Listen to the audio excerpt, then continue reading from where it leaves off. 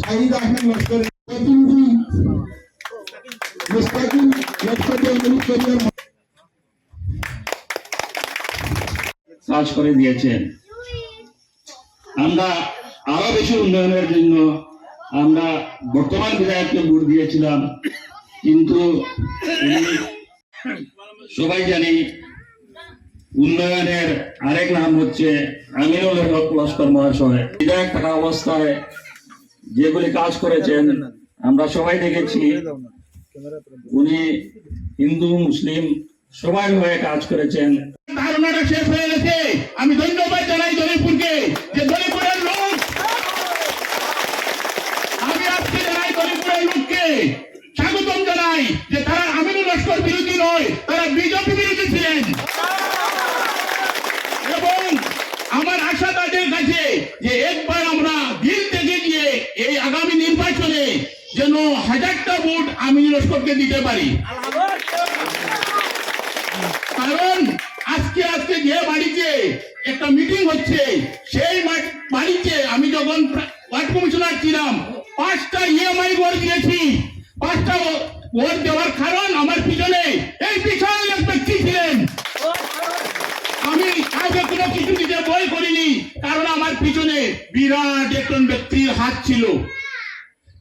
আর আপনারা দেখেছেন গত 16 ইংরেজি থেকে 2021 ইংরেজি পর্যন্ত যে আমাদের সুনাইতে কতটা ডেভেলপ হয়েছিল, বিশেষ করে আমাদের দলিপুরে কতটা ডেভেলপ হয়েছিল। এবং 2025 শেষ হওয়ার পথে আর 5 মাস পরে আমাদের নির্বাচন।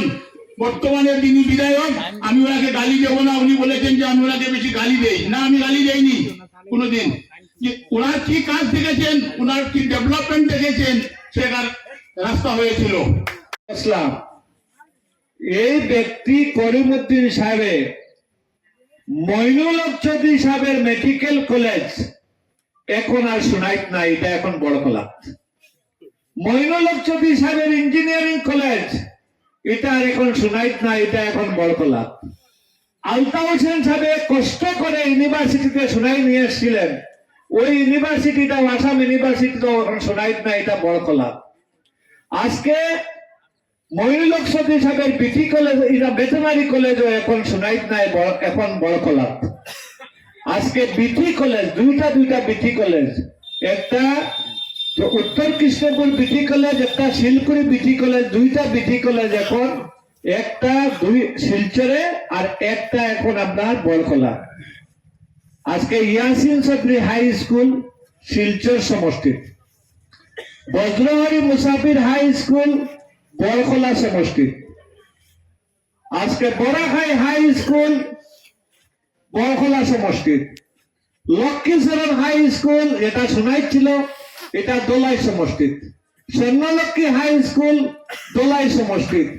আজকে যে কয়েকটা শিক্ষা প্রতিষ্ঠান ছিল সুনাইতে, মইনুল হক চৌধুরী সাহেব থেকে শুরু করে আমি পর্যন্ত, আমিও যেটা মডেল কলেজ করছিলাম শিলকুড়িতে, এটাও এখন দোলাইতে, সব শিক্ষা প্রতিষ্ঠান উনি এই যে অ্যাসেম্বলি ডিলিমিটেশনের সময় সোনাই সমষ্টিকে সুরক্ষিত রাখতে পারলেন না।